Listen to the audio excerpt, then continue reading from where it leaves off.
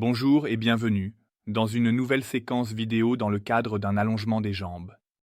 Aujourd'hui, j'aimerais aborder le sujet des douleurs dans la région de l'articulation sacro-iliaque. Dans le cadre de l'allongement, de nombreux patients rapportent des douleurs dans la région de l'articulation sacro-iliaque, principalement chez les femmes et principalement d'un seul côté. Pour cela, nous devons d'abord discuter des bases anatomiques. Sur cette image, vous voyez le bassin avec la colonne vertébrale et le sacrum. Ce qu'on appelle l'articulation sacro-iliaque n'est pas une véritable articulation, mais une connexion entre deux os avec un tissu conjonctif fibreux serré. Ce tissu conjonctif est généralement un peu distendu après un accouchement et permet de très petits mouvements, qui peuvent alors entraîner des blocages dans cette région et des douleurs correspondantes.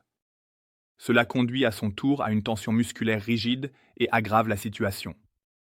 La raison de l'apparition de telles douleurs dans le cadre d'un allongement de la jambe est donc une plus grande flexibilité dans la région de l'articulation sacro-iliaque, combinée à une tension accrue d'un côté.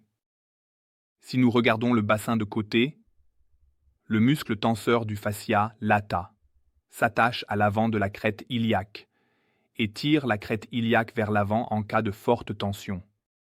Cela entraîne un mouvement de rotation dans l'articulation sacro-iliaque et une fixation dans une mauvaise position.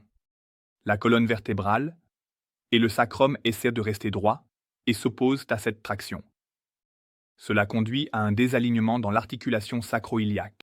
En cas d'inclinaison unilatérale, la douleur est localisée dans l'articulation sacro-iliaque.